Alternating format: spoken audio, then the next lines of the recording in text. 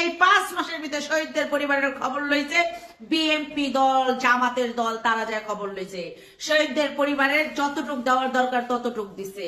আর তোরা দি মনে কর এই রঙিন দুনিয়ায় কেউ বিয়া করে লইছস, কেউ মেকআপ করতেছস, কেউ গেট আপ পাল্টাইছস, কেউ বিদেশে যাইতেছস, কেউ মনে কর 500 টাকার 3 পিসের থেকে এমন মনে কর 50,000 টাকার 3 পিস পিনদোস, কেউ মনে কর 800 টাকার কাপড়ের থেকে এমন 8 লাখ টাকার মনে কর শাড়ি পিনদোস। তখন টি শার্টের গেট আপ, তখন জুতার গেট আপ, তখন চেহারার গেট আপ, তখন সব পাল্টায় গেছে। দীর্ঘ 5 মাস হয়েছে কোন শহীদদের পরিবারের যে খবর লইছস। অন্তর্বর্তী সরকারের সাথে হাসনাত সার্জিসদের সম্পর্কে কি দূরত্ব বাড়ছে, এমন প্রশ্ন ঘুরপাক খাচ্ছে বাতাসে। কথায় কথায় উপদেষ্টাদের বিরুদ্ধে সমন্বয়কদের হুঁশিয়ারি এই প্রশ্নকে আরো ভারী করে তুলছে। দেশের ব্যাকবোন হচ্ছে দুইটা জিনিস, প্রথমত অর্থনীতি, দ্বিতীয়ত হচ্ছে তাদের সেনাবাহিনীর সক্ষমতা। এর বাইরে জনসংখ্যা আরো অনেক কিছু এখানে কানেক্টেড আছে। তো আমাদের বাংলাদেশের সেনাবাহিনী দীর্ঘদিন যাবৎ তারা দেশমাতৃকাকে সার্ভিস দিয়ে আসছে, কিন্তু কোথাও না কোথাও প্রতিবেশী রাষ্ট্রগুলোর সাথে এমন ভাষায় মানে আমি আর কোনো সেনাপ্রধানকে লাস্ট কয়েক টার্মে যারা ছিলেন কথা বলতে দেখিনি। মানে আসসালামু আলাইকুম রাহমাতুল্লাহ, সবাই আশা করি সবাই অনেক অনেক ভালো এবং সুস্থ আছেন। সবাইকে স্বাগতম জানাচ্ছি আমাদের আরো একটি নতুন ভিডিওতে। প্রতিদিনের মতো আমি সিরিয়াত ফারুকী। দর্শক, আজকের ভিডিও টাইটেল এবং থাম্বনেল দেখে ইতিমধ্যেই বুঝতে পেরেছেন আজকে কি বিষয় নিয়ে কথা বলবো। সমন্বয়ক হাসনাত আব্দুল্লাহ এবং সার্জিস আলম, বৈষম্য বিরোধী ছাত্র আন্দোলনের অন্যতম সমন্বয়ক তারা দুজন। বর্তমানে তাদের নেতৃত্বেই কিন্তু শেখ হাসিনা সরকারের পতন হয় এবং নতুন ভাবে আবারও তাদের নেতৃত্বেই স্বৈরাচার মুক্ত হয় বাংলাদেশ। তবে স্বৈরাচার মুক্ত হওয়ার পর থেকেই তাদেরকে নিয়ে নানানভাবে আলোচনা সমালোচনা যেন ঘিরে রয়েছে, সমালোচনা যেন তাদের পিছু ছাড়তেছে না। ইতিমধ্যে সামাজিক যোগাযোগ মাধ্যমে একজন মহিলা বেশ কিছু তথ্য দিয়েছেন এবং বেশ কিছু গুরুতর অভিযোগ করেছেন হাসনাত আব্দুল্লাহ এবং সার্জিস আলমকে নিয়ে। সেই ভিডিও ফুটেজটা আমরা দেখবো। অন্যদিকে যতই দিন যাচ্ছে ডক্টর মোহাম্মদ ইউনূস এবং সমন্বয়কদের মধ্যে দূরত্ব বাড়তেছে। হঠাৎ করে এবার ডক্টর মোহাম্মদ ইউনূস অর্থাৎ উপদেষ্টা সরকারকে সরাসরি আলটিমেটাম দিয়ে বসলেন সমন্বয়করা, কিন্তু কেন সেটা নিয়ে দেখবো। অন্যদিকে ভারতকে এবার কড়া ভাষায় হুঁশিয়ারি করলেন সেনাপ্রধান জেনারেল ওয়াকারুজ্জামান। বুঝতে পেরেছেন আজকের ভিডিওটি অনেক অনেক গুরুত্বপূর্ণ। সবাইকে অনুরোধ করবো ভিডিওটি সবাই ধৈর্য সহকারে দেখে আপনাদের মতামত জানান। আর বেশি কথা বলেছেন আমরা ভিডিও পুরোটা একটু দেখে আসবো। তার আগে আপনাদেরকে অনুরোধ করবো সবাই ধৈর্য সহকারে ভিডিও দেখে আপনাদের মতামত জানান। শহীদদের পরিবারের খবর লইছে বিএনপি দল, জামাতের দল, তারা যা খবর লইছে শহীদদের পরিবারের যতটুক দেওয়ার দরকার ততটুক দিছে।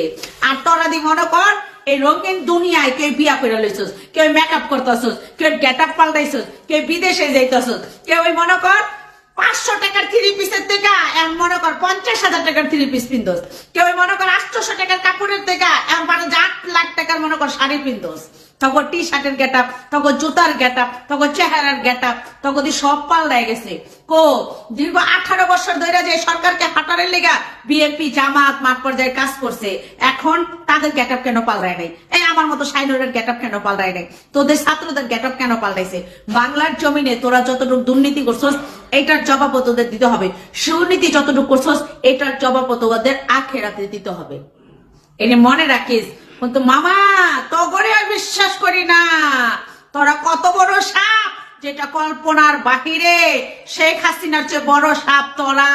তোরা বিভিন্ন জায়গায় আমলা কামলাগো থেকে এইভাবে টাকা নিতেছস আর তগো পাল্লা ভারী করতেছস। শেখ হাসিনায় যেমন টাকা খাইয়াও মরতে পারে নাই, টাকা লইয়াও যেতে পারে নাই লগে কইরা। তোদেরকে বলতে চাই তোরও টাকার সাথে লইয়া যেতে পারবি না, টাকা খাইয়াও বাংলার জমিনে মরতে পারবি না। আল্লাহ এক একজনকে ছাড় দিছে, ছেড়ে দেয় নাই। আর তোদের জন্য আল্লাহ একটা বোনাস রেখে দিছে। সেই বোনাস হলেও জনগণের পকেট কাট, জনগণের হক ঠকা। এটাই তো বর্তমান তোদের সমন্বয়কারী ছাত্র যারা তোদের কাজ। তোদেরকে চিনা হয়ে গেছে। তোরা শেখ হাসিনা ছিল বাংলার জমিনের গোলবাহার সাপ, আর সমন্বয়কারী ছাত্র ছাত্রীরা তারা তার চেয়ে বড় তারিখের ভিতরে যদি জুলাইয়ের শহীদদের বিনিময় যে দেশ স্বাধীন হয়েছে সেই তালিকা প্রকাশ করে না হয় তাহলে কেউ ছাড়বার না। জড়াইয়া দুইটা রাখো না, এমএ দুইটা রাখো, জড়াইয়া এমএ ধরো, জড়াইয়া সমন্বয়কারী ছাত্ররা দেখি কে কে ছুটতে পারে আর না পারে। আরে বেডা তোরা এত উড়িস না কমায় কমায় উড়, তাহলে দেখবি আমি তো করে মনে করে দেই 1971 সালে যে দেশ স্বাধীন হয়েছিল সেই যুদ্ধ অপরাধ না হয়েও সেই অপরাধী হইয়া দেলোয়ার হোসেন সাইদি কারাগারে ছিল। মুজাহিদ সাহেব শাখা চৌধুরী আগরে পরপারে পাঠাই দিছে মাফিয়া শেখ হাসিনা। তাহলে যদি ভাবস যে এই 2 দিনের দুনিয়া, আজকে আসি কালকে নাই, চেঞ্জ হইতে বেশিক্ষণ লাগে না এই 2 দিনের দুনিয়ার মানুষ, তাহলে তোরাও মনে করে এপারে না ওপারে থাকবি, সেই চিন্তা কর না, মেকআপ পরে লাগা। দীর্ঘ 5 মাস চলতেছে, এই 5 মাসে শহীদের তালিকা কেন করা হয় নাই? যারা শহীদ হয়েছে দীর্ঘ 5 মাসে, সেই 5 মাসের ভিতরে তোরা বাংলাদেশের আনাচে কানাচে একেবারে রঙের মেলা লইয়া ঘুরে বেড়াইতেছস। দীর্ঘ 5 মাস হয়েছে, কোন শহীদদের পরিবারের যে খবর লইছস? অন্তর্বর্তী সরকারের সাথে হাসনাত সার্জিসদের সম্পর্কে কি দূরত্ব বাড়ছে? এমন প্রশ্ন ঘুরপাক খাচ্ছে বাতাসে। কথায় কথায় উপদেষ্টাদের বিরুদ্ধে সমন্বয়কদের হুঁশিয়ারি এই প্রশ্নকে আরো ভারী করে তুলছে। তবে কি এসব নিয়ে বিপাকে পড়েছেন ডক্টর ইউনূস? এখন প্রশ্ন হচ্ছে, যারা ডক্টর ইউনূসকে ক্ষমতায় বসালেন তাদের সাথে কি কারণে দূরত্ব বাড়ল তাদের? অন্তর্বর্তীকালীন সরকার আপনারা আপনাদের জায়গা থেকে কি অ্যাকশন নিচ্ছেন? 5 মাস পরে কেন আমাদের আবার শহীদ মিনারে এক হতে হলো? 5 আগস্ট ছাত্র জনতার অভ্যুত্থানে শেখ হাসিনার সরকার পতনের পর দেশে সৃষ্টি হয় এক অরাজক পরিস্থিতি। এই কঠিন সময়ে শিক্ষার্থীরা শান্তিতে নোবেলজয়ী ডক্টর মোহাম্মদ ইউনূসকে দেশে ফিরে জাতির হাল ধরার আহ্বান জানান। অন্তর্বর্তী সরকারের প্রধান উপদেষ্টা হিসাবে শপথ গ্রহণ করেন হাসনাত সার্জিস নাহিদ আসিফদের অনুরোধে। কিন্তু যারা ডক্টর ইউনূসকে ক্ষমতায় বসালো আজ তারাই তাকে নানা কারণে হুঁশিয়ারি দিচ্ছেন। তবে কি বিশ্বাস আর সম্পর্কে ফাটল ধরেছে? আমরা হুঁশিয়ার করে বলতে চাই, আমরা আবারও রাজপথে নামবো। কথা ছিল বৈষম্য বিরোধী ছাত্র আন্দোলনের নেতৃত্ব 31 ডিসেম্বর কেন্দ্রীয় শহীদ মিনার থেকে জুলাই বিপ্লবের ঘোষণাপত্র প্রকাশ করবেন, কিন্তু তা হলো না। রাতারাতি বদলে গেল কর্মসূচি। একই সমাবেশস্থল, শুধু কর্মসূচি পরিবর্তন হয়ে গেল মার্চ ফর ইউনিটি বা ঐক্যের যাত্রায়।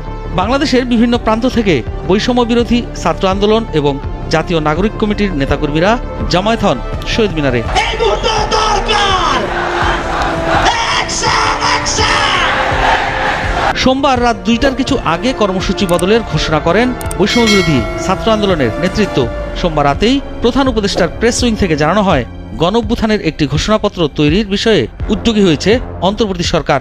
ডক্টর মোহাম্মদ ইউনূসের অন্তর্বর্তী সরকারের এই পদক্ষেপের পরেই নিজেদের কর্মসূচি বাতিলের সিদ্ধান্ত নেন বৈষম্য বিরোধী ছাত্র আন্দোলনের নেতৃত্ব।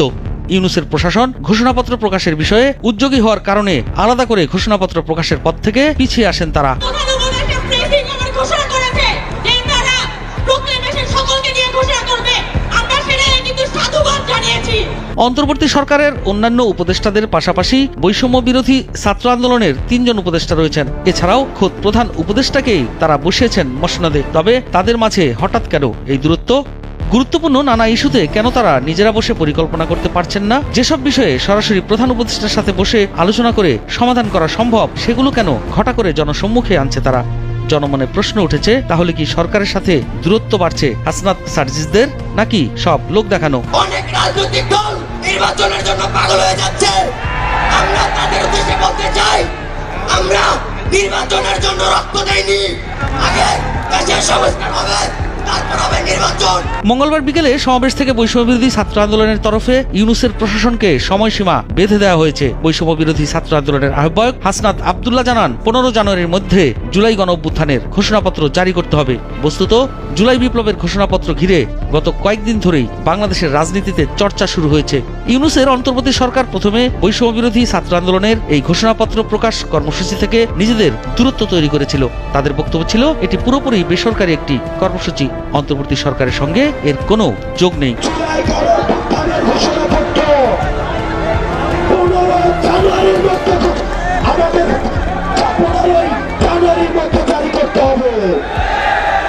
তবে সোমবার রাতে এক জরুরি প্রেস ব্রিফিংয়ে প্রধান উপদেষ্টার প্রেস সচিব শফিকুল আলম জানান, জাতীয় ঐক্যমতের ভিত্তিতে জুলাই গণ অভ্যুত্থানের একটি ঘোষণাপত্র তৈরি করতে উদ্যোগী হয়েছে অন্তর্বর্তী সরকার। এরপরেই বৈষম্য বিরোধী ছাত্র আন্দোলন ও জাতীয় নাগরিক কমিটির নেতারা নিজেদের মধ্যে একটি বৈঠকে বসেন।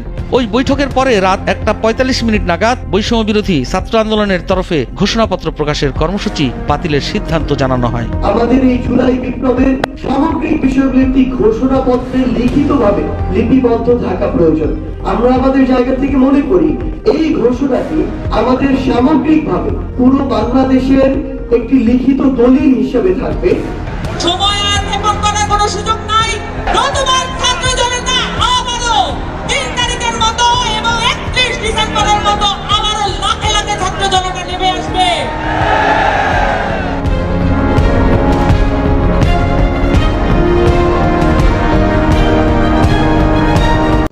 যে কোনো একটা দেশের ব্যাকবোন হচ্ছে দুইটা জিনিস, প্রথমত অর্থনীতি, দ্বিতীয়ত হচ্ছে তাদের সেনাবাহিনীর সক্ষমতা। এর বাইরে জনসংখ্যা আরও অনেক কিছু এখানে কানেক্টেড আছে। তো আমাদের বাংলাদেশের সেনাবাহিনী দীর্ঘদিন যাবৎ তারা দেশমাতৃকাকে সার্ভিস দিয়ে আসছে, কিন্তু কোথাও না কোথাও প্রতিবেশী রাষ্ট্রগুলোর সাথে এমন ভাষায় মানে আমি আর কোনো সেনাপ্রধানকে লাস্ট কয়েক টার্মে যারা ছিলেন কথা বলতে দেখিনি, মানে একদম কলিজা ভরে গেছে, মনে হচ্ছে ইয়েস এইরকমই বলা উচিত। কারণ তিনি সেনাবাহিনীকে লিড করছেন আমাদের সেনাপ্রধান the Bluetooth man general Wakeruzzaman. আজকে যে বার্তা দিছে ভাই মানে পরেরটা পরে দেখা যাবে, বার্তা দিছে তো এই কথাটা বলার জন্য মিনিমাম লেভেলে হিম্মত থাকতে হবে। যাই হোক, আমরা দেখছি যে হঠাৎ করে সেনাপ্রধানের এই বক্তব্য কেন ভাইরাল, তিনি কি এমন বলেছিলেন ভারতের ইস্যুতে। খুবই সুচিন্তিত এবং কি গঠনমূলক কথা বলেছেন। তিনি বলছেন ভারতের সঙ্গে দেওয়া নেওয়ার সম্পর্ক হতে হবে কিসের ভিত্তিতে? ন্যায্যতার ভিত্তিতে, যেটা আমরা বরাবরই দাবি করে আসছিলাম। আর এর আগে কোনো সেনাপ্রধান সর্বশেষ কবে ভারতের মানে এই আগ্রাসনের বিরুদ্ধে এইভাবে স্পষ্ট কথা বলেছেন আমি অন্তত গত 6 বছরে কোনো নিউজ করার জন্য এমন টপিক পাইনি। প্রথম আলোকিত এক সাক্ষাৎকারে আমাদের সেনাপ্রধান বলছেন যে ভারত আমাদের গুরুত্বপূর্ণ প্রতিবেশী, আমরা অনেক দিক থেকেই ভারতের উপর নির্ভরশীল, আবার ভারতও আমাদের কাছ থেকে সুবিধা নিচ্ছে।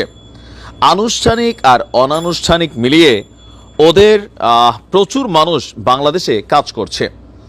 এদেশ থেকে অনেক মানুষ চিকিৎসার জন্য ভারতে যায়, আমরা তাদের কাছ থেকে অনেক পণ্য কিনছি। কাজেই বাংলাদেশের স্থিতিশীলতার ব্যাপারে ভারতের বিরাট স্বার্থ আছে।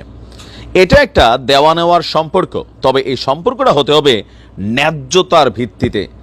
যে কোনো দেশ সবসময় অন্য দেশ থেকে সুবিধা পেতে চাইবে, এটা দোষ না। আমি যদি আদায় করে নিতে না পারি, দোষ তো আমারও। এই বিষয়গুলো দেখতে হবে। আমাদের ন্যায্যতার ভিত্তিতে সুসম্পর্ক বজায় রেখে চলতে হবে।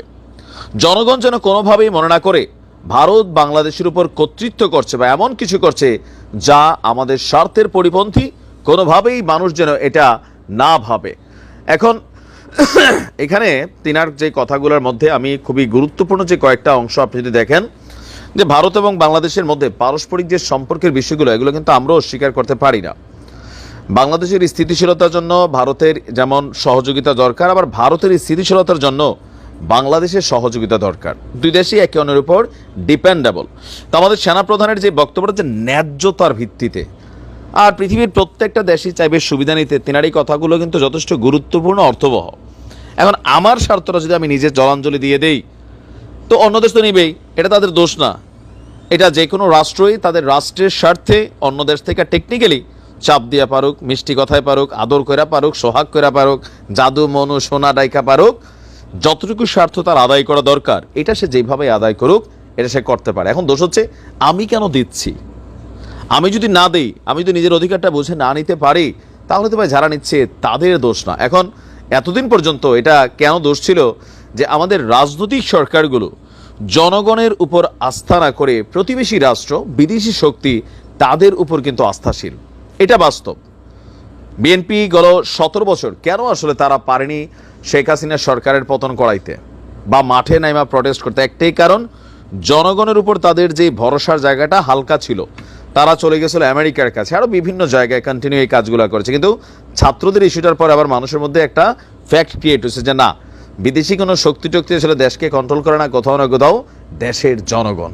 সো এই জনগণের উপর আস্থা থাকতে হবে, সরকারকে জনগণের পালস বুঝতে হবে। আর জনগণ যদি কোনো দেশের সরকারকে সাপোর্ট করে, সেই সরকার অবশ্যই অনেক শক্তিশালী হয়, যে কোনো দেশের সাথে ন্যায্যতা এবং সমতার ভিত্তিতে নিজেদের অধিকারগুলো আদায় করার ক্যাপাবিলিটি রাখে। তবে এমনভাবে কোনো সেনাপ্রধান কিন্তু এই বিষয়গুলো আর বলেনি। ভারতের বিভিন্ন ধরনের হুমকি ধামকির এগেনস্টে তিনি কিন্তু সুন্দর ভাষায় যেটা বোঝানোর সেটা বুঝাই দিয়ে গেছেন। বুঝলে বুঝ, না বুঝলে তরমুজ। ভালো থাকুন। তো প্রিয় দর্শক, এই বিষয়টা নিয়ে আপনার মতামত দ্রুত কমেন্টে জানিয়ে ফেলুন। আর আমাদের চ্যানেলটিতে নতুন থাকলে সাবস্ক্রাইব করে সাথে থাকবেন। ভালো থাকবেন, সুস্থ থাকবেন। আল্লাহ হাফেজ।